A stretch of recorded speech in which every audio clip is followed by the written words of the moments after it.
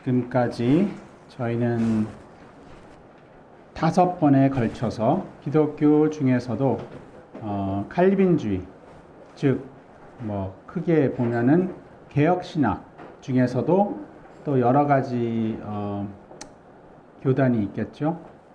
저희는 장로교, 그러니까 칼빈주의, 즉 장로교 안에서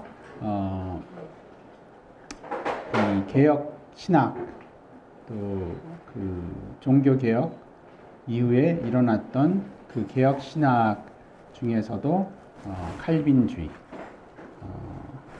교리, 그것을 믿고 있는 장로교에 소속되어 있죠. 우리 교회가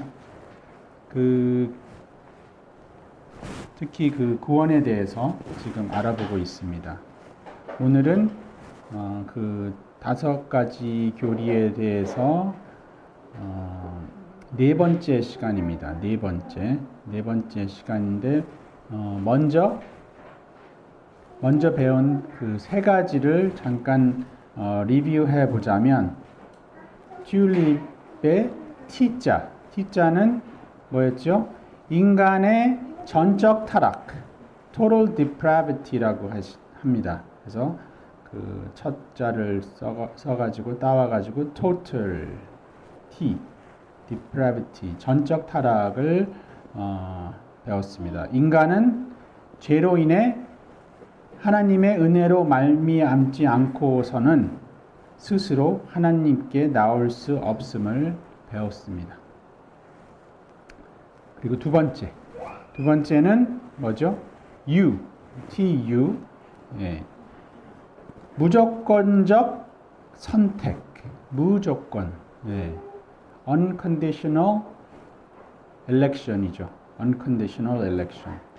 그래서 하나님의 택하심은 인간의 어떤 선한 행위가 아닌 오직 하나님의 뜻에 달려 있다라는 것입니다. 그래서 이것을 반대하는 또 아르미니안, 지금 모든 것이 사실 아르미니안의 반박입니다. 그들이 칼빈주의를 처음 반박했는데 또 그거에 대한 재반박인 것입니다. 이것을 배우는 것입니다. 그래서 그들은 조건적인 선택이다. 그래서 하나님이 앞을 보시고 우리가 믿을 줄 알고 구원했다라는 것이죠. 어떤 우리의 행위에 달린 그런 조건적인 구원, 그렇지만 그렇지 않다는 것을 우리가 성경을 통해서 배웠습니다. 세 번째는 L, 제한적인 속죄죠. 속죄는 이 세상 모든 사람을 위함이 아니라, 그래서 이게 참 논쟁적이죠. 어떤 면에서 모든 사람의 위함이 아니라 택하신 자들, 하나님께서 택하신 자들만에게 위함이라는 것이죠. 그런데 반대로 아르미니안주의의 가르침은 무제한적인 속죄가 있었고, 그 중에 믿는 자들만이 구원을 받는다. 이런 또 교리인 것이죠. 잠시 물을 마시겠습니다.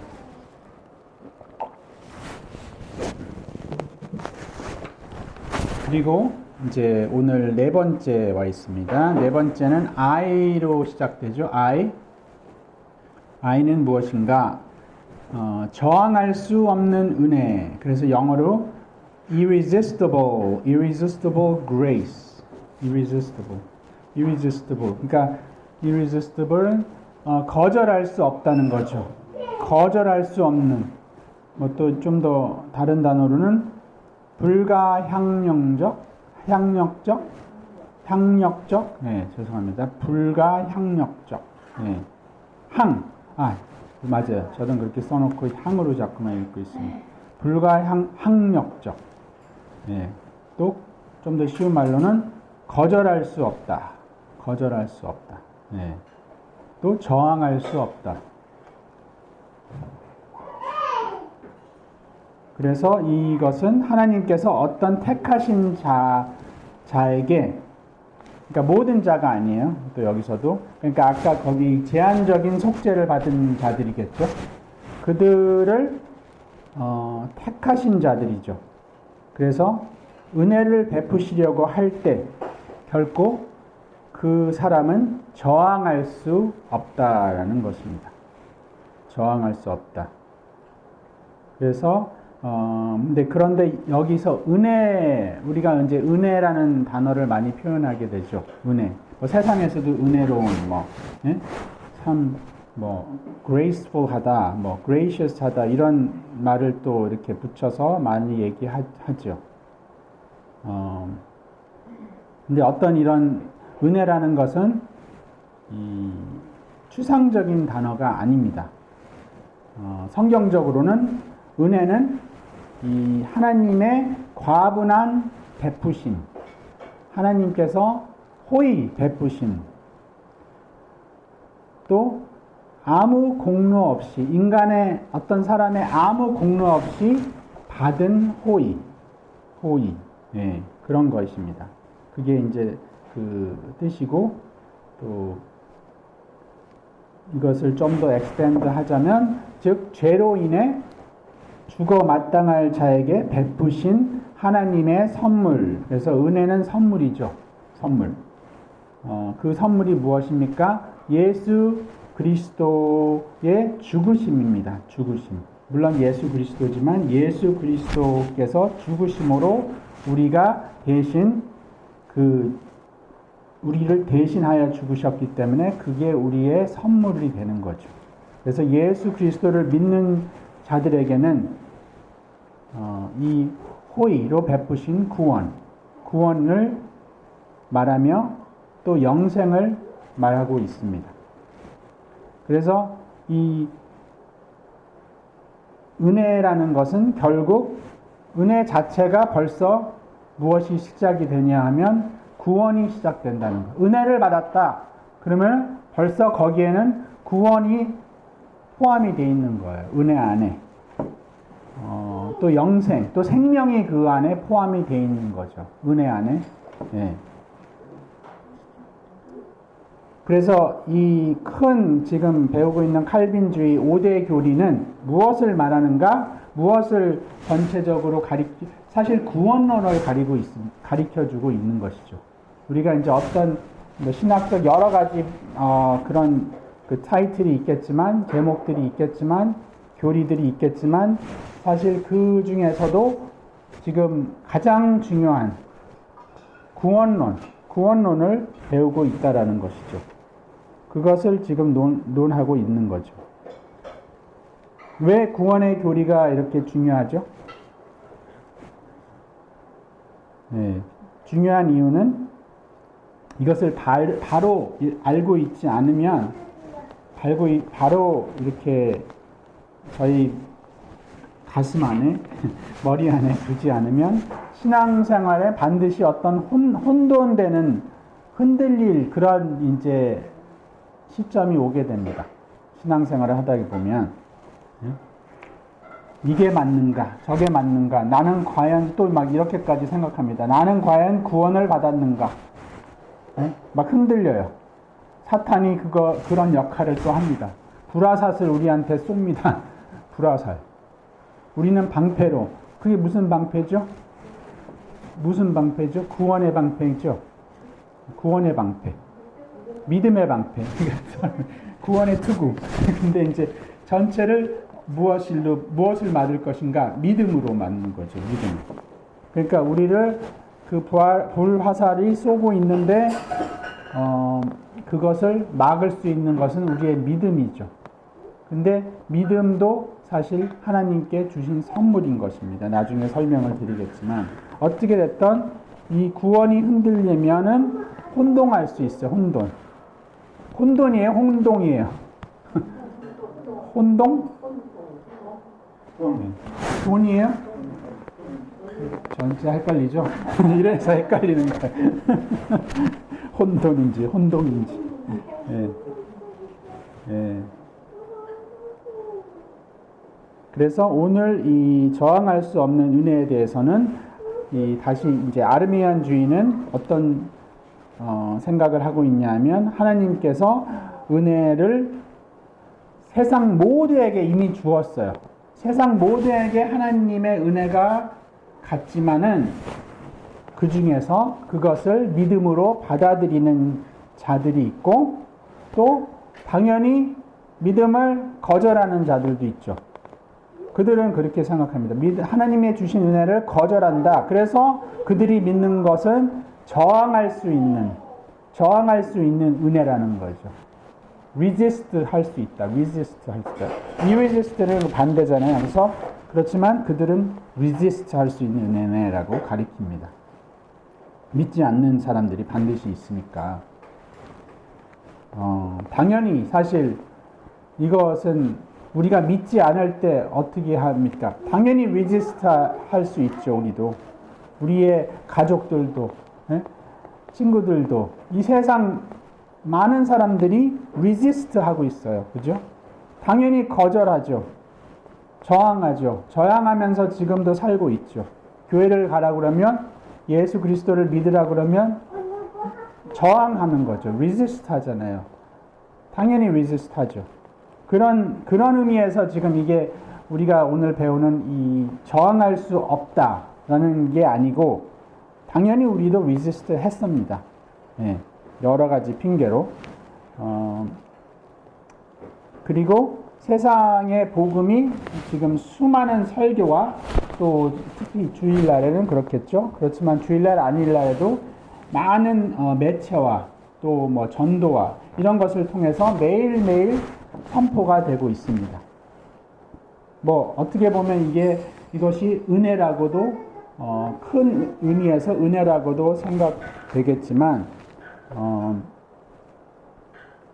또 그리고 세상에서 가장 많이 팔린 책, 성경이죠. 성경. 가장 많이 팔리는 책, 이 성경책입니다. 이렇게 하늘에서 소나기, 비가 엄청 쏟아지는 것을 은혜라고 생각하면 어떻게 하죠? 우리는 비를 막고 싶습니까? 피하고 싶죠. 그래서 우산을 핍니다. 최대한 안 맞으려고. resist. 저행하고 살고 있는 듯 합니다. 그런데 왜 저항할 수 없는 은혜인지, 왜 저항할 수 없는 은혜인가요?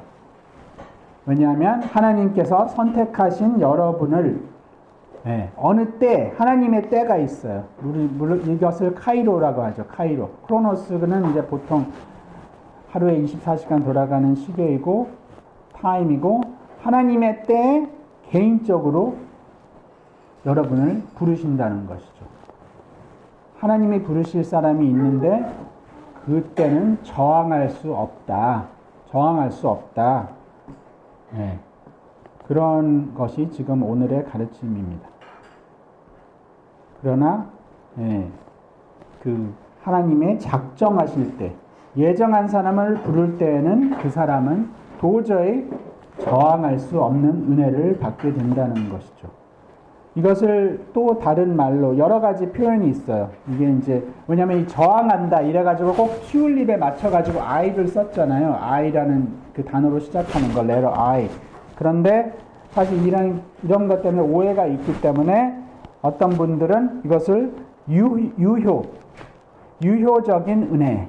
그래서 효과적인 효과가 분명히 있다. 그래서 effectual. 그래서 effect가 생긴다. 그래서 유효적인 은혜라고도 말씀합니다. 또 효과적인 은혜. 그리고 저희가 저번에 팬데믹 전에 배웠던 그 웨스트민스터 소요리 문답이 어디서 오리지널리 나왔냐 하면 웨스트민스터 신앙 고백에서 나왔어요. 그 신앙 고백 웨스트민스터 컨페션이라고 하는 거기서 나왔는데 거기에서는 이것을 유효한 부르심이라고 이제 나와 있어요. 그래서 부르신다, calling이 결국 은혜라는 것이죠. 유효한 은혜, 유효한 부르심. 그래서 은혜가 무엇을 교체를 했어요? 어떤 단어를? 부르심으로 교체가 된 거죠. 은혜를. 네. 그래서 이 웨스트민스터 신앙고백서를 제가 한번 읽어드리겠는데 그것은 참고로 웨스트민스터 도대체 뭔가? 영국에 있는 웨스트민스터. 영국에서 시작이 됐어요. 1640년 정도. 그러니까 종교개혁이 끝나고 나서 이제 한 100년 후에 이것이 정리가 된 거죠. 그래서 영국의 믿음의 조상들이 그 칼벤주의, 신앙을 담은 신조예요. 여러 신조들이 있어요. 이 세상에는 뭐 하이델버그 신조도 있고 여러 가지 신조가 있는데 저희 PCA가 쓰는 사실 두 번째로 중요한 책입니다. 이게 첫 번째는 아시겠죠? 무슨 책인지. 성경 밑에 사실 그 웨스트민스터 신앙고백, 그 다음에 그 신앙고백 안에서 나온 배요리 또 소요리, 이렇게 그 세 가지를 통해서 그 웨스트민스터 카먼스라고 해요. 그걸 또. 그래서 그것이 상당히 중요한 책입니다. 그래서 저 나와 있죠. 거기서도 10장의 그 유효한 부르심이라는 그 챕터가 있어요. 그래서 한번 읽어드리면 이렇습니다. 네, 다 보이시죠? 하나님께서는 생명에 이르도록 예정하신 모든 사람들을 그리고 그들만을 자신이 정하시고 적당하다고 생각하시는 때 효과적으로 부르시되, 여기서 이제 이름이 나왔겠죠. 효과적으로 부르시되 그의 말씀과 성령으로 하시며, 방법이죠. 그들이 태어나면서부터 처해 있던 죄와 사망의 상태에서 불러내어 예수 그리스도로 말미암는 은혜와 구원으로 인도하신다. 또한 그들의 마음을 영적으로 그리고 구원에 관하여 밝혀서 하나님의 일들을 깨닫게 하시며 그들의 돌같이 굳은 마음을 제거하시고 그들에게 살같이 부드러운 마음을 주시며 그들의 의지들을 새롭게 하시고 그의 전능하신 능력으로 그들이 선한 것을 결심하게 하시며 그리고 효과적으로 그들을 예수 그리스도께로 이끄신다. 그렇지만 그의 은혜로 말미암아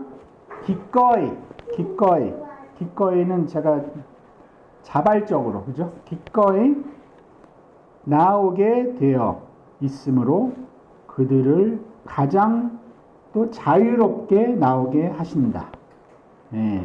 그래서 이게 저항할 수 없다 그래가지고 귀를 잡고 끌고 나오는 그런 이미지를 가지면 안 된다는 거죠. 그러니까 그래서 제가 이거를 오늘 설교 준비를 하면서 이거를 또 어떻게 좀 더 표현을 할까, 좀 더 이렇게 가리킬 수 있을까, 나눌 수 있을까 생각하면서 간단히 이거 하나하나를 좀 포커스해 가면서 알아보면 되지 않을까. 그래서 이제부터는 이거를 나누어서 조금 이제 디테일하게 또 설명을 드리겠습니다. 이렇게 되나요? 이렇게 하면은 켜하고 그 다음에 비디오가 지금 안 되나 보다. 네? 근데 이게 넘어가지는 않고 나는 이게 포인트가 되는 줄 알았어요. 또 포인트가 되는 기능도 있더라고요. 어쨌든 이게 안 되네요. 이렇게 빨간 점을 해서 이렇게 하면 되던데 이거를 또 깔아야 되는 것 같아요. 오케이. 그러면 다음 슬라이드. 예. 아니 저는 이제 포인터를 해가지고 글씨에 이렇게 여기다 돼요? 이건 아닌데 여기다 되는 줄 알았어요. 제가 화면에다가. 근데 옛날에는 됐었는데 어쨌든. 네, 첫 번째로 이제 나누어 가지고 어떤 부분을 보겠습니다. 첫 번째 부분을 하나님께서는 생명에 이르도록 예정하신 모든 사람들을 그리고 또 그들만을 자신이 정하시고 적당하다고 생각하시는 때에 효과적으로 부르시되. 인트로덕션 같죠 이게? 약간 저희가 이제 몇 주 전에 그 두 번째 교리를 배울 때 하나님께서는 창세 전에 세상이 창조되기도 전부터 우리를 택하셨다고 배웠습니다. 에베소서 1장 4절에 나오는 말씀이죠. 1장 4절과 5절에서. 예. 그리고 오늘 본문 바로 전에 로마서 8장 29절에서도 하나님이 미리 아신 자들을 for knowledge 미리 아신 자들을 또한 그 아들의 형상을 본받아 하기 위하여 미리 정하셨다는 말씀은 이제 에베소서에서는 예정하셨다 이런 단어거든요. 짧게. 그래서 여기서도 또 미리 아신 그들을 예정하셨다. 그러니까 우리가 태어나기도 전에, 물론 이 세상이 있기도 전에부터 하나님을 우리를 아셨고 예정하셨다.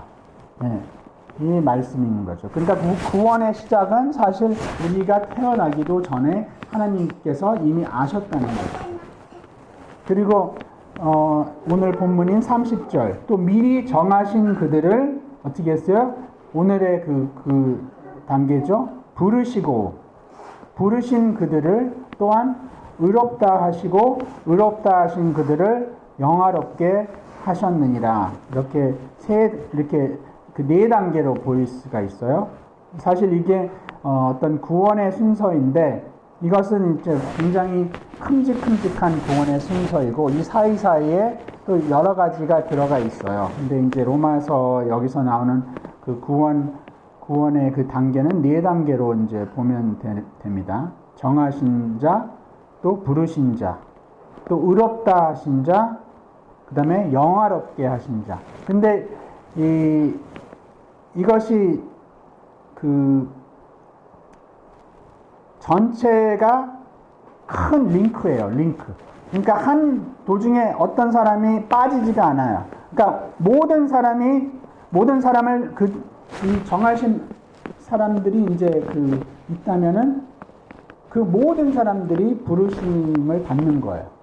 그 중에서 한 명이 빠져나가는 게 아니라 그래서 체인이라는 거죠. 다 링크가 돼 있어요. 그래서 모든 사람들을 부르셨는데 그 한정된 사람들은 또 그 한정된 사람들이 또 모두 다 의롭다함을 받는다는 것이죠. 그리고 끝까지 영화롭게까지 간다는 것이죠. 근데 큰 이제 픽처를 보시면 우리의 신앙생활은 주로 지금까지 이제 교회 다니면 이렇잖아요. 믿으면 구원을 받아. 저번에도 강조했었어요. 이거에 대해서. 믿음은 결국 구원이야. 그래서 믿어. 그러니까 막 믿어. 당신의 믿음이 구원을 받아. 네. 그래서 하나님과 우리 관계를 주로 이 양방향, 그죠? 양방향, 투웨이로 생각하죠. 이게 이제 늘 그래요. 사실 우리는 이 행위에 굉장히 강하잖아요. 인간의 그 행위. 그래서 사회 조직이나 뭐 가정에서도부터 가정과 아이들의 그 관계에서부터도 뭐 이거를 하면 이거를 준다. 이 디을을 냈잖아요. 디을. 네? 뭐 일터에서도 마찬가지죠. 열심히 일해. 뭐예요? 뭐 받죠? 뭐 봉급은 받지만 보너스. 보너스. 그 다음에 또 올라가잖아.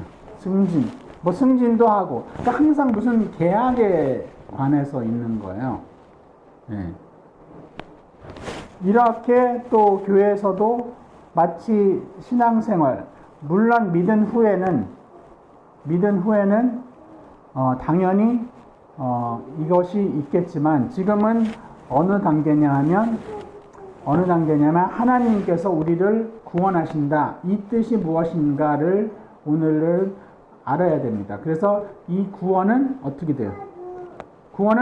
구원의 시작은 하나님이에요. 하나님. 오늘 이것도 누가 시작해요? 첫 단어가 뭐예요? 하나님께서. 네, 우리가 그리고 지금까지 그 전에 읽었던 그 전체 내용에 나의 그거는 하나도 없어요. 모든 것이 하나님으로부터 왔어요. 시작이 됐고. 그래서 이 하나님의 주권이 가장 중요합니다. 지금 여기 그 넘버 원에서는 하나님께서 일하시는 분은 하나님 혼자 하신다는 거예요. 한 분께서 일하신다는 것이죠. 그래서 50대 50이 아니라 100%, 99에 또 나의 1%가 아니고 그게 섞이면은 이게 선물이에요? 아니잖아. 내가 100불짜리 줘, 내가 1불 줄게. 이러면 선물이 돼요? 안 되잖아. 네? 만약에 선물이 100불짜리라면 내가 1불을 내가 더할게. 이것도 선물이 아닌 거예요. 그래서 시작은 하나님께 하시고 사실 구원 전체가 하나님의 역사라는 거죠. 그래서 나의 반응도 필요 없어요. 사실 나의 반응도 필요 없고 동의도 필요 없어요. 창세전에 내가 존재하기도 전에 이미 나를 아시고 택하시고 예정하셨다. 그리고 적당할 때 우리가 이제 태어나가지고 태어났자 이 세상에 태어났자 이제 시간이 흐르게 되죠. 누구는 뭐 언제 구원을 받아? 좀 일찍 구원을 받을 수도 있고 하나님 앞에 나올 수도 있고 누구는 뭐 한 중간 정도 가서 직장 생활하면서 어려운 일이 닥쳤을 때 뭐 예를 들어서 또 누구는 뭐 거의 끝 무렵에 가서 영접하는 분들도 있겠죠. 근데 그건 하나님의 때라는 거예요. 우리의 때가 아니고 우리가 믿으려고 해서 그게 이루어진 게 아니라는 거죠.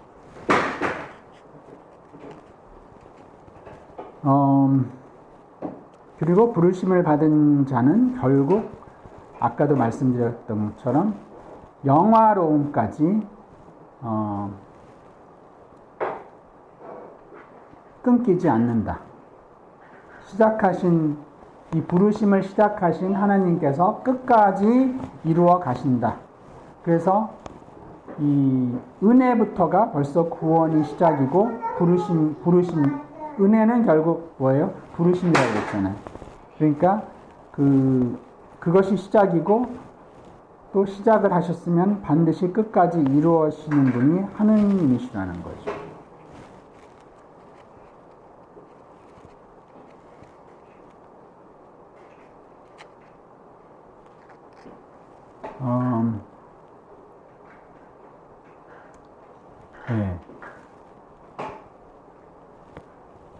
하나님께서 부르셨더라면 인간은 반드시 근데 믿음으로 반응을 하게 된다는 거예요.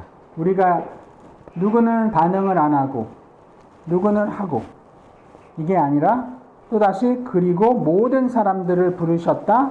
아닙니다. 많은 사람들 중에서 그들만을 선택된 자들만 효과적으로 부르셨다고 합니다. 여기서도 그들만을 그리고 그들만을 성경에 청함을 받은 자는 많되 택함을 입은 자는 적으니라. 비유 후에 이제 이런 말씀을 하잖아요. 특히 그 웨딩 웨딩 뱅크 결혼식에 초청하면서 이 말씀을 또 하고 또 한 군데 또 하는 데가 있어요. 그런데 뭐 영어로는 many are called. 그래서 이게 calling이라고 착각하면 안 돼요. 여기서 called는 general call이에요. 그러니까 many are called. 그래서 그 단어하고 비슷하니까 같으니까 이게 또 헷갈릴 수가 있어요. 그렇지만 few are chosen 이렇게 돼 있거든요. 택함 입은 자는 적으니라. 이 택함이 이 진짜 calling이라는 것이죠. 유한 calling. 똑같은 복음을 듣고 있는데 누구는 그 복음에 대해서 하나님 말씀에 대해서 반응을 하게 된다는 거죠. 네, 그때 그것이 무엇이냐? 내적 부르심, inward calling이라고 합니다. 그래서 외적과 내적이 있어요. 그러니까 많은 사람들에게 동시에 부흥회 가요도 그렇잖아요. 많은 사람들에게 믿지 않는 사람들을 초청해서 왔으면 그 중에 누구는 믿고 누구는 안 믿는 자가 분명히 있잖아요. 그죠? 누구는 그냥 다시 안 오고 누구는 다음 주일부터 열심히 또 교회에 나옵니다. 말씀을 들으려. 그런 차이가 있다는 것이죠. 그래서 나를 보내신 아버지께서 이끌지 아니하시면 아무도 내게 올 수 없으니라는 말씀입니다. 요한복음 6장 44절에 그 말씀이 또 여기에 적용이 됩니다. 그래서 여기 첫 번째 지금 나눈 거에서 생각하실 거는 하나님의 주권, 하나님의 주권에 포커스를 둬야 된다는 거죠. 그리고 부르시면은 일단 벌써 구원을 받은 거예요. 부르시셨다는 것은 구원을 이미 받기 시작했지만 물론 받았다. 이미 끝났다. 어떤 면에서 그런 면이 거기 들어가 있습니다. 두 번째로 제가 또 넘기겠습니다. 네, 짧죠? 이번에는 그의 말씀과 성령으로 하시며 이것은 이제 어떤 방식으로 how 이런 거죠. 그래서 어떻게 하나님께서 효율적으로 부르십니까? 어떻게? 갑자기 하늘에서 목소리가 들립니까? 내 이름을 누가 부릅니까? 알고 보니까 뒤에서 누가 부르고 있었어요. 그게 아니고 하나님의 말씀을 도구로 사용하시는 성령님 이렇게 짧게 이해를 하시면 됩니다. 그래서 말씀으로 부르신다. 말씀으로 성령님께서 그것을 쓰시면서 도구로 사용하시면서 우리가 잘 아는 자주 언급하는 이 거듭남의 사건 니고데모 요한복음 3장에 나오는 니고데모에게 예수님께서 진실로 진실로 내게 이르노니 사람이 거듭나지 아니하면 하나님의 나라를 볼 수 없느니라. 이 거듭난다 중생 그죠? 중생 다시 태어난다 여러 가지가 있죠. 그 다음에 이게 해석으로 봐서는 하늘에서부터 난 자 이런 해석이 있어요. 하늘에서부터 위로부터 난 자 위로부터 남 중생 거듭남 다시 태어남 네. 영어로는 regeneration. 제 칼렌더 이번에 칼렌더가 구원의 여러 가지 순서예요. 어떤 면에서 크게 보면 물론 저는 막 가운데 12달을 해야 되기 때문에 구원에 관련된 걸 다 넣었지만 차 보면은 순서가 있어요. 거기. 그래서 콜링이 먼저 있었으면 사실 콜링하고 거의 비슷해요. 콜링이 있는 동시에 중생이 일어난다는 거죠. 중생. 살리시는 역사가 이미 일어나고 있다는 거예요. 부르심 안에 응답한다는 것은 내가 누구 이름을 부르잖아요. 베드로 이름을 누가 불렀잖아요. 예수 그리스도께서 부르셨잖아요. 그러면은 반응을 한다는 것은 이미 살아난다는 거예요. 살아나고 있다는, 지금 이제 이 심장이 뛰기 시작한다는 거예요. 그 마른 그 뭐죠? 네, 마른 뼈들이 살아나는 것처럼 나사로를 부르니까 죽은 나사로를 살릴 때 이름을 부르잖아요. 네? 그때가 사실 어떤 면에서 이거랑 비교를 하자면 중생이 이런 스테이지라는 거죠. 처음 우리가 믿기 전에 이 세상에 태어나서 처음 부르심을 받을 때 이것이 첫 단계죠. 어떤 면에서 우리 경험으로는 물론 하나님은 태초부터 알고 계셨지만 이제 이 역사적 이 세상의 그 시간 안에서 사람이 처음 접하는 때가 지금 이때라는 거죠.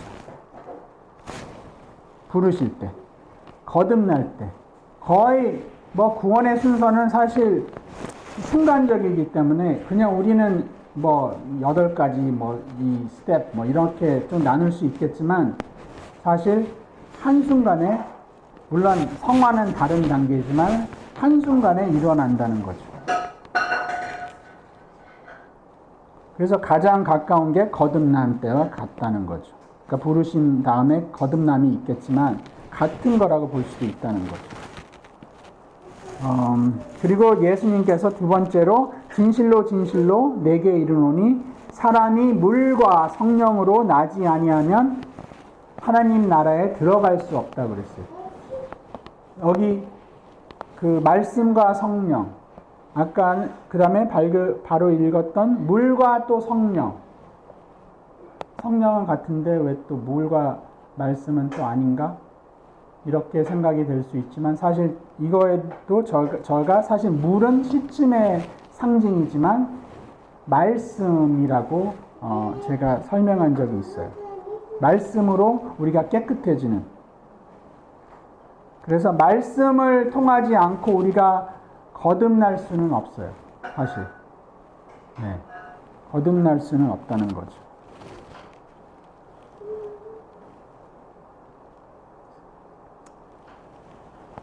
아기가 이 세상에 태어날 때, 레위가 태어날 때 아기의 동의가 필요해요? 허락 받았어요? 레위한테 허락 받았어요? 나 태어나게 해줘. 이러니까 이제 태어났어요.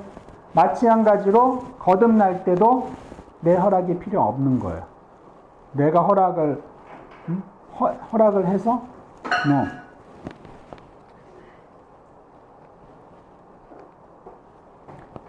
내가 할 수 있는 것은 아무것도 없어요.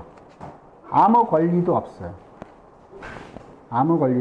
마치 믿음이 내 권리라고 생각하지만 사실 하나님 입장에서는 큰 픽처에서는 구원 역사에서는 내가 할 수 있는 건 아무것도 없어요.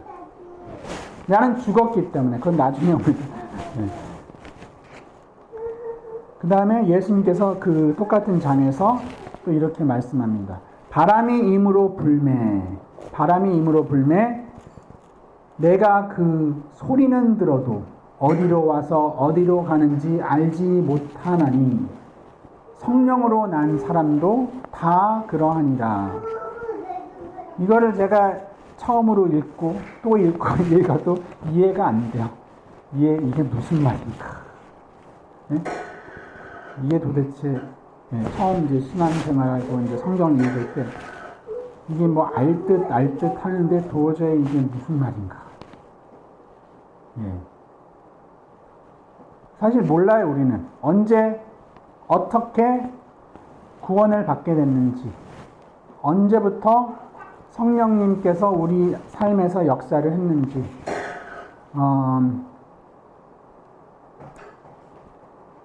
우리 영역이 아니라는 거예요. 그러니까 헬라어로는 바람이 또 성령이에요. 단어가 똑같아요. 푸누마. 그래서 아마 이렇게 사용한 것 같아요. 예수님께서 이 단어를 바람을 컨트롤할 수 있는 사람이 있어요, 이 세상에? 테크놀로지가 이렇게 발달이 됐는데 바람을 큰 선풍기?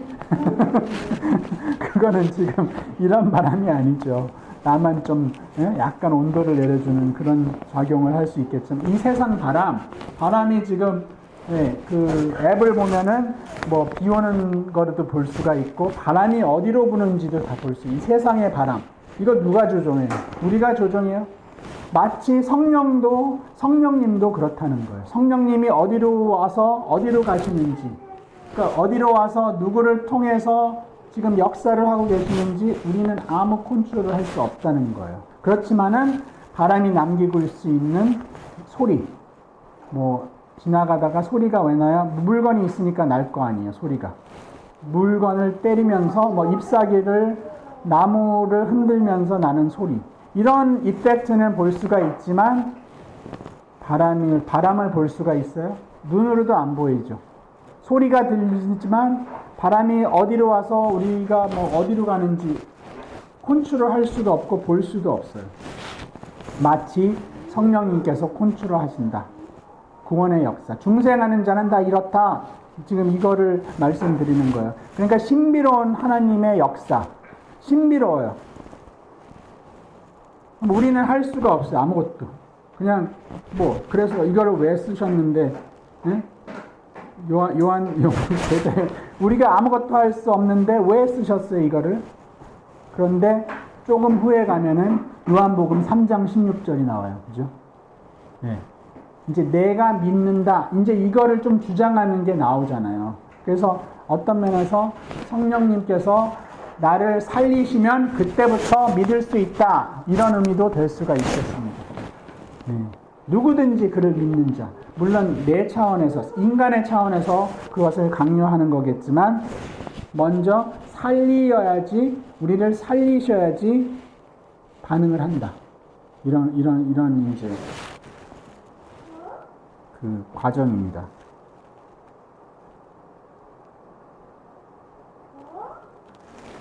세 번째로 가겠습니다. 네, 그들이 태어나면서부터 처해 있는 죄와 사망의 상태에서 불러내요. 그들이 태어나면서부터 처해 있는 죄와 사망의 상태에서 불러내요. 네, 역설적이죠, 굉장히. 태어나면서부터 죽어 있대. 사망의 상태래. 태어났는데 사망의 상태래. 그리고 예수 그리스도로 말미암은 은혜와 구원으로 인도하신다. 예, 그러니까 결국 우리는 죄로 인해 이미 영적으로 죽어 있다 이 말씀이죠. 영적으로 사망 상태다. 태어났는데 그래서 우리는 아무 반응을 할 수 없어요.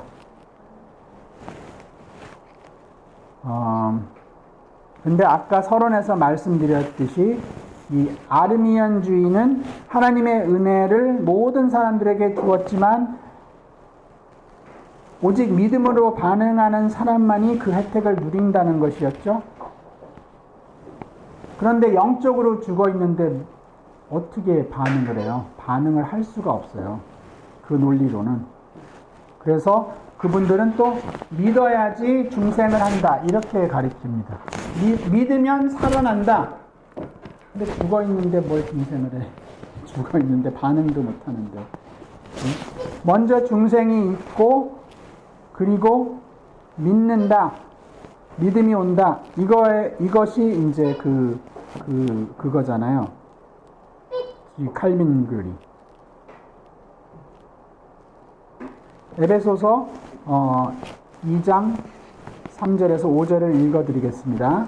전에는 우리도 다 그 가운데서 우리의 육체의 욕심을 따라 지내며 육체와 마음이 원하는 것을 하여 다른 이들과 같이 본질상 진노의 자녀이었더니 긍휼이 풍성하신 하나님이 우리를 사랑하신 그 사랑을 인하여 허물로 죽은 우리를 그리스도와 함께 살리셨고 너희는 은혜로 구원을 받은 것이라.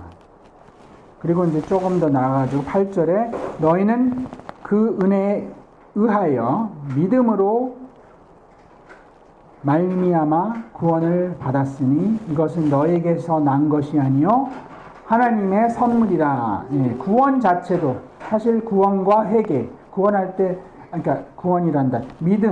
믿음과 회개 이것도 하나님의 주시는 선물입니다. 선물 이 구원 안에 포함이 되어 있는.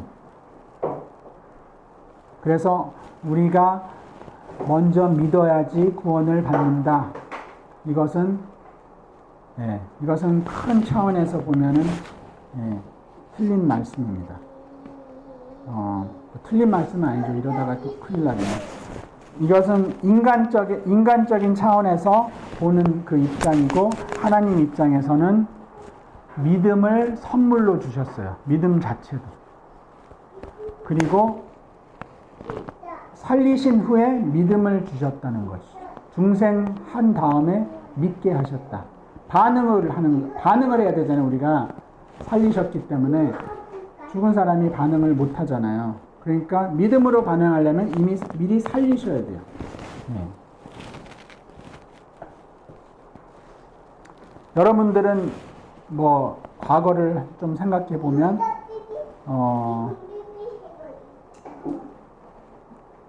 그러니까 예수 그리스도께로 나오기 전에 어떤 삶을 살았는지, 어떤 상태였는지 혹시 기억이 나시나요? 하도 오래전이라서 기억이 안 나요. 이런 본질상 진노의 자녀였다는 거죠. 영적으로 죽어 있어가지고 내 스스로는 하나님과 교통을 할 수도 없으며 내가 원하는 것은 죄를 짓고 또 즐기며 사는 것이었죠.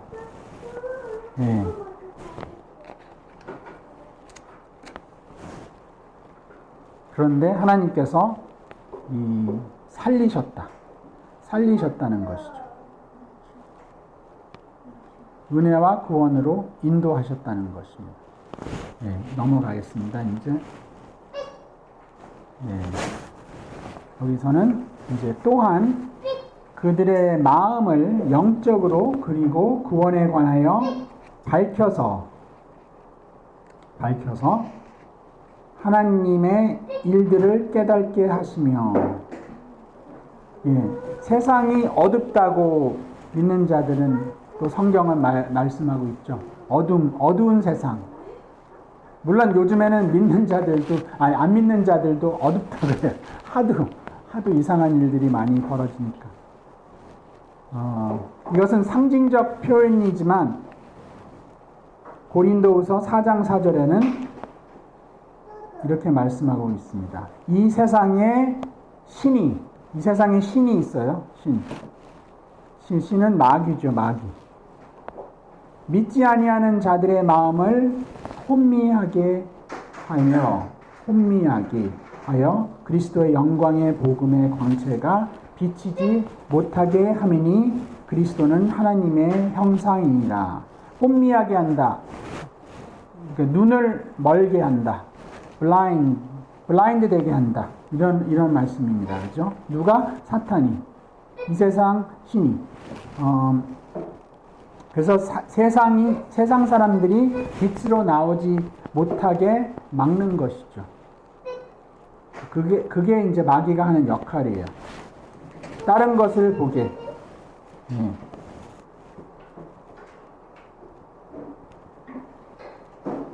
근데 그게 언제까지 효력이 있느냐? 6절에 조금 후에 6절에 또 그 답을 찾습니다. 어두운 데에 빛이 비치라 말씀하셨던 그 하나님께서 창세기 1장 3절에 나오는 말씀이죠. 예수 그리스도의 얼굴에 있는 하나님의 영광을 아는 빛을 우리 마음에 비추셨느니라.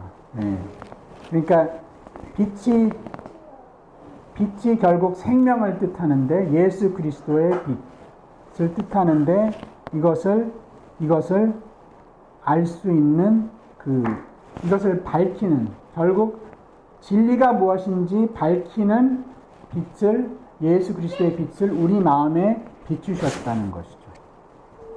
그래서 복음의 빛이, 그 예수 그리스도의 빛이 우리 마음에 들어올 때 이제 하나님의 일들을 깨닫게 되는 거예요. 처음에 예수 그리스도가 하나님의 아들이시다, 이것을 깨닫게 되는 거예요. 그러니까 구원을 알게 되는 거죠. 하나님의 일이 뭐예요? 구원에 관한 거잖아요. 구원에 관한 거. 그래서 밝혀지는 거죠. 이제 눈이 떠지는 거예요. 그 봉사들, 뭐 장님인가요? 봉사들이 기적적으로 눈을 뜨잖아요. 이런 일들을 우리를 통해서 하는 거죠. 그리고 또 뭐 구원 역사가 또 뭐가 있겠습니까? 예수 그리스도를 통해서 우리를 구원하려고 하셨구나. 뭐 이런 것들을 이제 깨닫게 되는 거죠. 하나님의 일들을. 그 다음에 천국과 지옥이 존재하는구나. 죽으면 땡 아닌다는 거죠. 네. 천국과 지옥이 깨달아지기 시작하는 거예요. 있다는 것을. 죽으면 그냥 끝나는 게 아니라 반드시 두 방향밖에 갈 수가 없어요. 그죠? 그것을 깨닫게 하시는 거죠. 왜냐면 진리를 알기 때문에. enlightened 되기 때문에. 예. 시간이 지나가니까 빨리 지나가야 되겠습니다. 그리고 그들의 돌같이 굳은 마음을 제거하시고 그들에게 살같이 부드러운 마음을 주시며, 이것은 이제 새 언약, 그 예레미야서도 있고 에스겔서도 나오고 있는 새 언약에 관한 말씀인데, 에스겔서 11장 19절에는 이렇게 나와 있습니다. 내가 그들에게 한 마음을 주고 그 속에 새 영을 주며 그 몸에서 돌같은 마음을 제거하고 살처럼 부드러운 마음을 주어. 네, 이렇게 말씀입니다. 그러니까 마음이 바뀌는 게 아니라, 체인지가 되는 게 아니라 아예 새 마음을 주신다는 거예요. 새 마음, new heart. 네. 돌 같은 마음은 어떤 마음일까요? 벌 같은 마음. 마음을 보셨나요? 마음이 뭐 하트입니까? 우리 마음에 어디 있습니까? 지금 뭐 하트라고 표현을 하죠. 마음은 하트. 그러니까 언뜻 말랑말랑 해야 되는데, 돌 같은 마음. 돌 같은 마음은 반응하지 않는 거죠. 돌을 눌러봤어요? 반응해요? 딱딱하죠. 딱딱한 마음은 뭐예요? 순종하지 않는 마음. 순종하지 않는 마음. 반항하는 마음. 완악한 마음. 반면에 말랑말랑한 부드러운 마음은 돌이킬 수 있는 마음. 돌이킨다. 회개하는 마음. 순종하는 마음을 말합니다. 하나님의 말씀에 반응하는 마음. 근데 인간은 그냥 돌 같은 마음을 가지고 살아요. 그러니까 인간을 하나님께서 굳은 마음을 주신다. 이것은 그냥 내버려둬요. 내버려. 그냥 인간 제멋대로 살게 하면 그냥 그게 굳은 마음이에요. 그러니까 태어날 때부터 그랬으니까, 어떤 면에서. 그런데 이 heart transplant 해야지 이것이 이 과정이라는 것이죠. 이 부르심의 과정은 이 하트가 바뀌는 과정. 이것이 거기에 포함이 되어 있다는 거예요. 물론 완벽하지 않아요. 우리가 이제 성화 과정에 들어가게 되기 때문에 믿음 후에 의롭다함을 받고 성화 과정에서는 사실 옛 버릇들이 남아 있어요. 아직도. 그죠? 죽기 전까지 옛 버릇들이 남아 있어요. 옛 버릇이 옛 하트, 뉴 하트에서 나오는 건 아니라는 거죠. 우리 기억, 패스트, 이것들이 버릇들이 남아 있지만, 이제 영광에 들어갈 때는 이것들이 다 완전히 제거되는 거죠. 그때까지는 조금씩 조금씩 성화를 통해서 이루어가는 겁니다. 네, 여섯 번째, 그들의 의지들을 새롭게 하시고 그의 전능하신 능력으로 그들이 선한 것을 결심하게 하시며, 예, 마음이 새로워지면 또 새로워지는 것이 있는데 그것이 무엇이죠? 의지예요. 의지. 마음이 새로워지는데 내 의지가 옛날 같다. 이것은 마음이 새로워진 게 아니죠. 새로운 마음은 새로운 의지를 줍니다. 의지가 뭐예요? 의지는 강요받지 않고, 예? 내 의지가 다 있잖아요. 사람이 사는데 의지가 있잖아요. 그러니까 우리가 내 의지로 살잖아요. 어떻게 됐든. 근데 의지는 강요받지 않아도 스스로 하는 거예요. 내 스스로. 스스로 한다, 스스로 하고 싶은 거죠. 그래서 내 의지로 모든 것을, 사람들은 다 의지가 있잖아요. 그러니까 새로운 의지는 새로운 하트를 갖고 새로운 의지가 생기는 거죠. 그것이 하나님의 능력으로, 근데 그 의지가 뭐예요? 선한 것을 결심하게 한다는 거죠. 아이들이 스스로 공부하면 얼마나 좋겠어요. 공부해라. 의지를 갖고 공부하면 얼마나 좋겠어요. 네? 꿈 깨야죠. 꿈 깨야 돼. 신명기 30장 6절을 읽어드리겠습니다. 내 하나님 여호와께서 내 마음과, 네, 여기 아이들 얘기하니까 바로 나왔죠. 내 자손의 마음에 할례를 베푸사 너로 마음을 다하여 뜻을 다하여 내 하나님 여호와를 사랑하게 하사. 네, 사랑하게 한대요. 이런 의지를 갖게 한다는 거야. 우리 스스로 막 사랑해, 너 여호와를 사랑해, 마음을 다해 뜻을 다해 사랑해, 이게 아니라 마음을 주신다는 거야. 마음을, 할례를 베푸사 너로 생명을 얻게 하실 것이며, 이렇게 나와 있습니다. 그러니까 전에는 하나님과의 원수된 관계에서 하나님을 사랑하는 마음이 기반된 선한 의지의 이게 출발점이죠. 하나님을 사랑해서 나오는 모든 행위들로 살으라는 거죠. 산다는 것이죠. 그게 기반이 돼가지고 산다는 것입니다. 네, 이제 마지막 7번입니다. 7번은 없고 그냥 마지막. 그리고 효과적으로 그들을 예수 그리스도에게로 이끄신다. 그렇지만 그의 은혜로 말미암아 기꺼이, 아까도 말씀드렸죠, 스스로 기꺼이 나오게 되어 있으므로 그들은 가장 자유롭게 나오게 하신다. 그러니까 막 뒤를 붙잡고 여기 끌고 오는 게 아니라,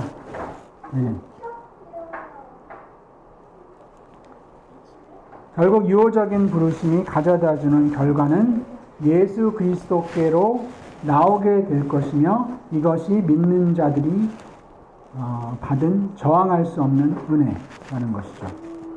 여기 여러분들은 강제로 지금 이 자리에 오셨나요? 강제로? 아니죠. 우리가 스스로 원해서 이 자리에 나와 있죠, 지금 이 역할을 하셨다는 거예요, 하나님께서. 이것이 저항할 수 없다는 뜻이죠. 하나님께서 내 길을 아니면 코를 잡고 강제로 나오게 하셨다는 것이 아니며, 이제는 자유롭고 자원하는 마음으로 나오게 된다는 것입니다. 그리고 참된 자유는 뭐예요? 참된 자유는 또 이것도 역설적인 거예요.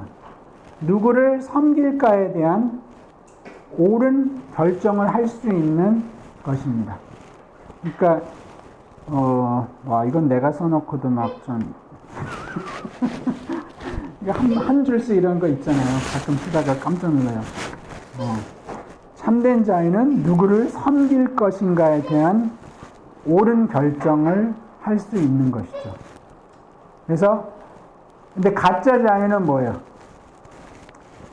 전에 누렸던 가짜 자유는 결국 죄를 섬기는 노예 삶이에요. 죄를 섬기는 노예 삶. 이것을 로마서 6장 17절, 18절에는 이렇게 말씀하고 있습니다.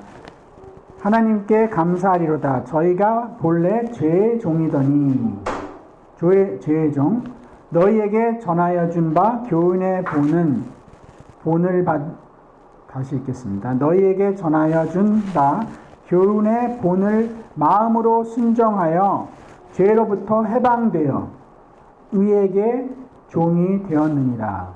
그래서 자유는 결국 종의 노예가 되는 거예요. 종의 노예가 아니라 그 의의 종이 되는 거야. 의의 종. 네. 이게 역설적인 그 팩트죠. 그래서 사실 누구의 종이 되느냐? 인생은 두 가지 길밖에 없어요. 누구의 종? 죄의 종? 의의 종. 두 가지 길. 네. 그런데 하나님은 구원받을 자들을 그 죄로부터 해방되게 한다는 거죠.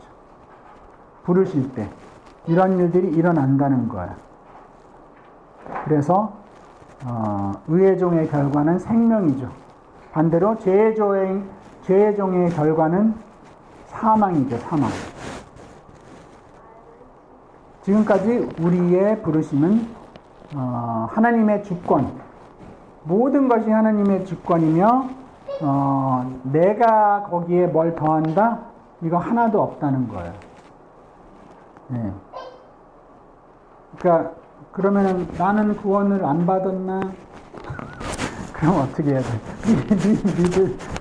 그런 생각이 난다는 게 벌써 콜링의 시작일 수도 있어요. 그죠? 이런 걸 걱정하고 있잖아. 왜 걱정해?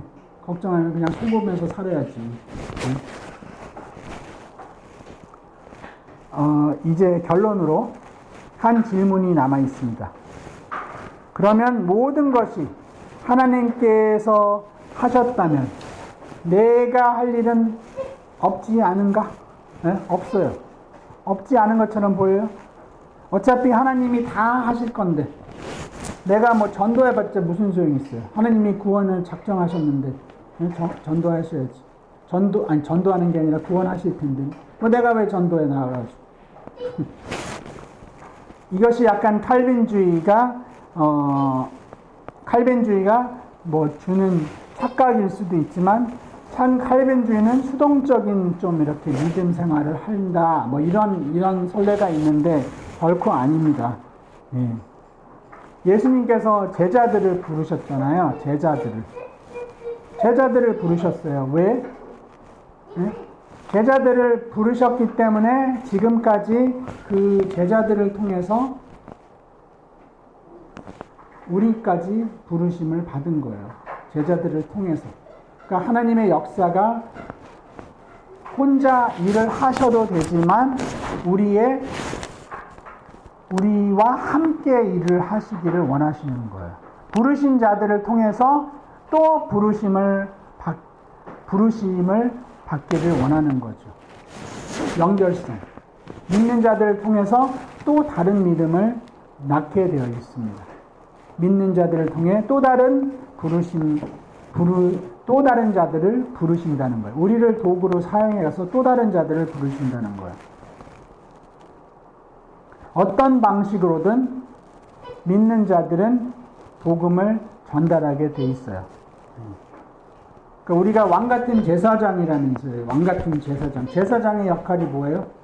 하나님과 하나님의 사람을 연결시켜주는, 네? 백성을 연결시켜주는 일입니다. 쉽게 말하자면. 그래서 베드로 전서 2장 9절을 한번 제가 읽어드릴게요. 또 그러나 너희는 택하신 족속이요 왕같은 제사장들이요 거룩한 나라요 그의 소유가 된 백성이니 여기서부터 지금 우리가 배웠던 내용이 쭉 나오고 있습니다. 신기하게. 이는 너희를 어두운 데서 불러내어 그의 기이한 빛에 들어가게 하신 이의 아름다운 덕을 어떻게 해요? 선포하게 하려 하십니다. 선포가 들어있어요.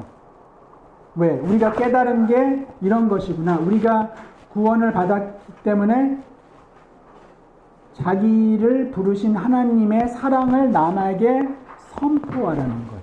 이게 뭐 전도이고 이것이 알리는 것이죠. 그 역할을 우리가 맡았다는 거야. 부르셨기 때문에. 기도드리겠습니다. 하나님 아버지, 오늘은 하나님께서 택하신 자들을 구원하려 오심을 통해 우리를 부르셨다는 것을 배웠습니다. 이 놀라운 하나님의 은혜에 감사드리며 또 깨달아 우리의 삶도 이제는 믿지 않은 자들을 부르는 하나님의 도구로 쓸 수 있도록 저희를 인도하여 주옵소서. 예수님의 이름으로 기도드립니다.